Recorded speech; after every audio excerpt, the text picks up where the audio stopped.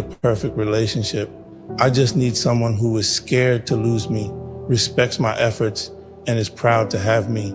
It's not about grand gestures or flawless moments. It's about the small things, the everyday reassurance that I'm valued and cherished.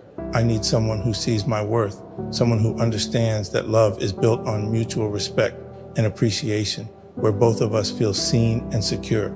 I want to be with someone who values the little things I do, who notices the care and attention I pour into our relationship. It's not about being perfect, but about being present, showing up for each other even when things aren't easy. I need a partner who stands by my side, who recognizes that love isn't just about romance, but also about being each other's safe haven, especially in times of uncertainty.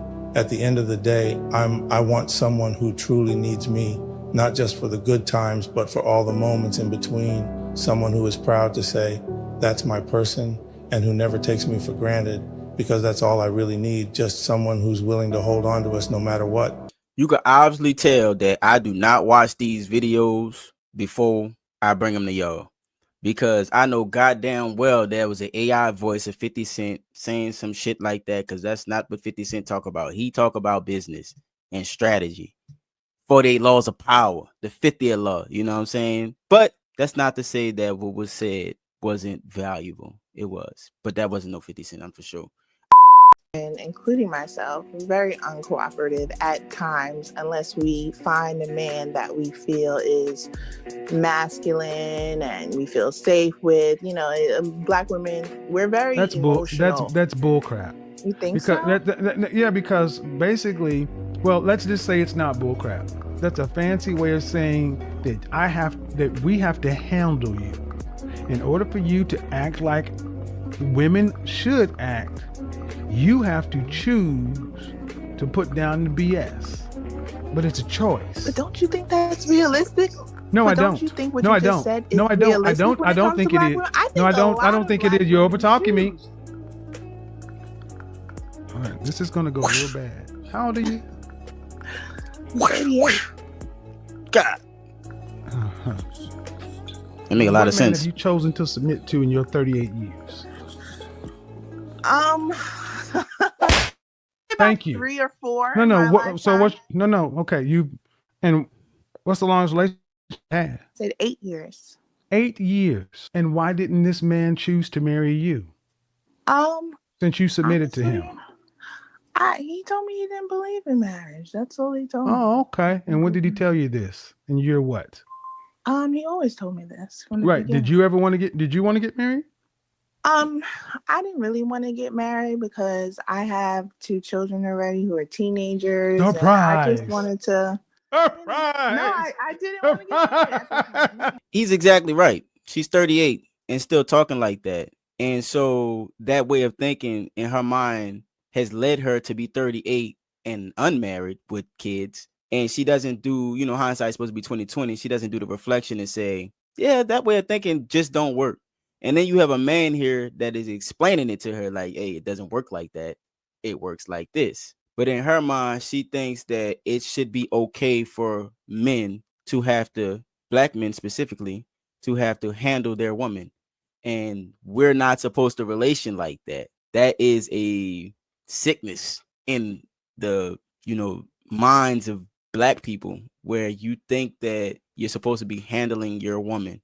Your woman is supposed to be a safe haven for you. She's supposed to allow you the space to unwind.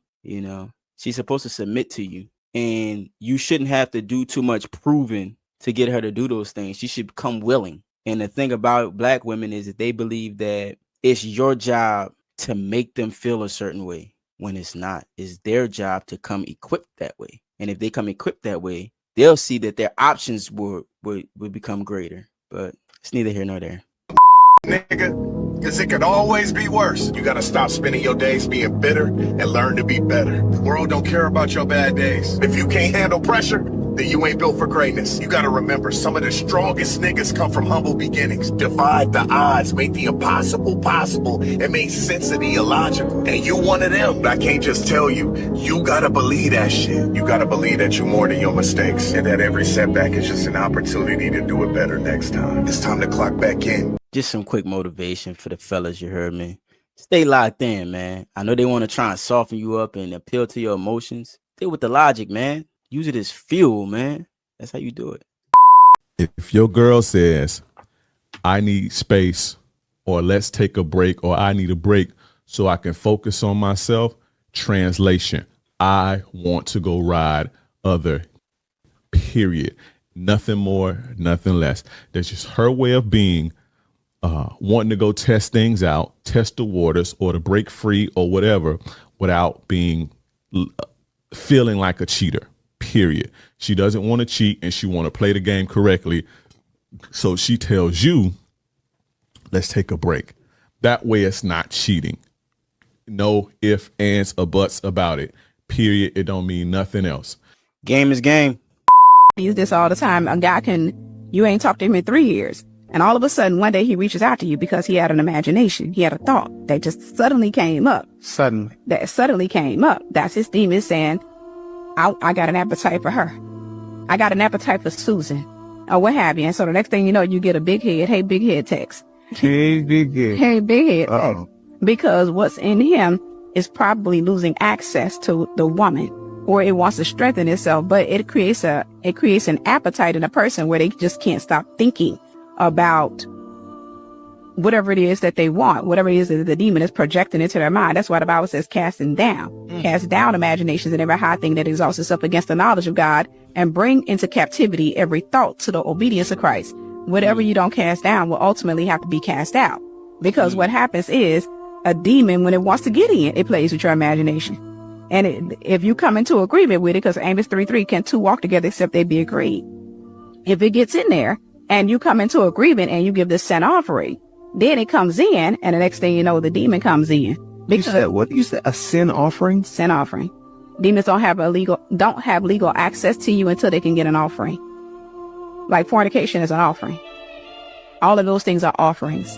They got to get you to present your body. This is why God tries to give you. Oh my God. He tries to show you protection. He said, let me show you how to protect your body. Let me show you how to protect yourself. Romans 12:1, present your body as a living sacrifice, holy and acceptable to God, which is your reasonable service. But if you don't do that, any place you present your body, anything you present your body to, you're presenting your body. You got to remember that the body needs a head. And so when God says present it to me, he's saying, let me be the head or the authority. But if you present it to another deity, if you present it to a person, you're really presenting it to a deity. And that thing comes the head, it becomes an authority over your life. So that's how a demon does. It's going to pair you up with people that are into fornication, pair you up with people that are into things that you're not supposed to be into. But at the same time, they will satisfy the void. Just temporarily. They will satisfy the void. You'll satisfy their void. And then it becomes just this back and forth between their demons are making trades with your demons. It's a trade center. Man, where do I start? Okay, you can obviously tell she's coming from a place of pain. Okay, that's obvious. Basically, what she's trying to say, to translate it into English, is if I follow God's law and wait for marriage the way he designed it, despite me wanting to fornicate, my life would be excellent the way God designed it. Well, not excellent, but it would be in line. If I don't follow God's law and don't wait for marriage and begin to fornicate, I'm allowing access for things to come and attack me. Somebody has a problem with you and they tell everybody except you, they don't really have a problem with you. They just enjoy the attention they get from talking about you, because when they talk about themselves, no one listens. I guess that's one way of looking at it. I would think that they talk about you because they're projecting and they don't want to do the self-reflection. So it's easy to blame someone else. That's what I would think. I don't know. That's just my perspective. Fascinated by hoes. I'll say it. I'm absolutely fascinated by the way the hoe mind works, the way the hoe hive works. I'm fascinated. Next I cover it documentary. on my show. You are it correct. Is It is I'm trending. saying, and that's why when it's such a Emma hot gets topic up to and does a speak about. video and says something like, it's chic to be divorced before you're 30. It is absolutely fascinating to see how someone's mind can be so warped. In the same way that I think it's fascinating when anybody does anything crazy or says anything crazy, and I cover it on my podcast. I am not knocking it at all. I just tell tell people what the facts are. You can choose this lifestyle, and here is where you are 99.9% likely to lead in your life, right? You are probably not destined for marriage. You're probably not destined for a stable relationship. Men are going to not want this long term. You can say it 1,000 times. You can have 1,000 cultural examples, and women's still got to go out there and be hoes, because they're about their money and about a Cardi B song or whatever it is. So yes, I think it is fascinating. Yeah, that's one way to look at it, man. I love Candace Owens. I'm not even gonna lie. I love me some Candace Owens. She just keep it real. Like, I keep it real too, man. And I know people probably like, Candace, she's a sellout, blah, blah, blah. Nah, grow up and listen to Candace, y'all. Seriously. If you still think Candace is a sellout, you're immature. You gotta listen to what she's saying. And it is fascinating when you think about it, because there's so many examples demonstrating where this leads to, and women still do it. It does. Why? You're not gonna have a stable relationship. You're not gonna have a stable marriage. Look at your predecessor. Look at their outcome. It's that delusion juice, y'all. It's that delusion juice. Have already shit stuck in their head, and in their head already we're narcissists. Yeah. We're the narcissist. So there's nothing we really can say to them to really make them understand, unless she's grown and she understand that, okay, this man has to be loved too. This man need to be heard too. This man needs to be, you know what I mean? It's a such thing as verbal abuse to men too. Like, you got to know how to talk to a man. You see what I'm saying? But these women these days, they feel like if they cute or they got a little ass on them or a little something going or woo, like, and I want women to understand today something. For one, if you females feel that just because you're fine, you're cute, you're made this kind of way, you may even have car, crib, the whole situation. Y'all need to understand this. It is 10 to 1. Come on. With the woman-man ratio. It's way more easier to replace you than it will for you to be able to replace. That goes back to who is the prize, the man or the woman. If it's easier to replace you and you have a good man, it's going to be harder for you to find another one because you in a roster of 10 to 1. It's just simple math. Men who out here, I know a couple that's out here, y'all popping them out like hotcakes. Just remember, one day you're going to be my age. I'm 29.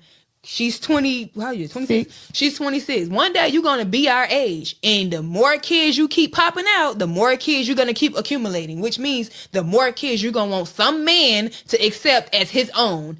Let's be for fucking real. And if you already know how hard it is to date with kids, you already can't find a babysitter. You already missing days of work. You already don't have money for yourself. You already calling out. You already don't have your hair done. Your nails never done. You always walking around here looking how you looking because you got to take care of this kid. Or you might be the other kind of parent who look good and your kid look a fucking hot mess because you trying to keep up your image so you can be able to entertain whoever it is you trying to entertain. Take into consideration that it costs nothing to get on fucking birth control. You can see the messages getting out there though. You finally see like the 29-year-olds of today, they're actually telling the truth. They're not doing like the older women, the predecessors, and pretending like, oh, nah, it's all good over here. Stay in your delusion, girl. You're going to be all right. Knowing that they crying every night because they can't get a man because they too old or got too many kids. They telling them the truth. The 29, she about to hit that 30 pack. She telling her the truth. Look, it costs nothing to get on birth control. Like, we know everything y'all doing when it comes to this promiscuity is wrong, but at least don't have a baby. You know what I'm saying? At least don't run your body count up, but at least don't have a baby. And I would say that there's no soft way to speak the truth. Speaking the truth, there's no soft way to speak the truth. Yeah. There's no hard way to speak the truth. It's just, I just want to say this. And this is not just towards you. I'm going to just take you out of it because I don't want this to be a back and forth thing. Protecting women is so much bigger than just physical. Right to your left, there's a woman right here. If you look at her, that I believe your words are hurting. And I just want you to just think about what protecting women actually looks like. It doesn't mean that you can't speak your truth. but maybe consider the environment, the room, and how your truth is affecting the people you say you want to protect. You know what I'm saying? I just want to know, make sure you're done. Okay, Nah, cool. you good. Yeah. And first I'll start off by saying this. I mean, it's the genuinity in here of y'all expressing all of yourselves. It's a beautiful thing. Mm-hmm. It's a beautiful thing that you have this platform. You bring people on. I appreciate you for having me here. Mm-hmm. You know what I'm saying? And even that you created the aura and the atmosphere where you allow people to really come on here and express themselves, even if it's views that you don't agree with and opinions that you don't have, but you still allow this space. So for that right there, my friend, extremely respect, most respect. You got my respect. All right. But in regards to this, man, yeah, I would say that I'll just end it there. Yeah, because I know it's time to go. All right. And that's been another episode of tonight. Before we go, can we make sure we put all the little hotlines, everything we need to put down there to make sure that people, and then. All right. I know what he wanted to say. Okay. First of all, you can tell what type of man you dealing with. And I'm not going to speak on this man because I like his platform too. And I do a lot of reactions to it. But and I can't speak to what he's trying to do because he's making his money at the same time. And, you know, placating to the women is going to get you rich for sure. You either going to be real or you're going to be rich. You're going to be pretty rich being real, but you're going to be way more rich if you just, you know, play the woman game. I think what Cooley was going to say, because he wanted to be respectful to the platform, which is respect, is there isn't your truth. There's one truth. And you have to have a dialogue to come to that understanding of one truth. When someone uses the term your truth, what they're trying to do is they're trying to diminish your argument or diminish the truth as if there's more than one truth that can be had and occupy the same space. And that's the verbal jujitsu that people like to play nowadays. There is only one truth and there will always only be one truth.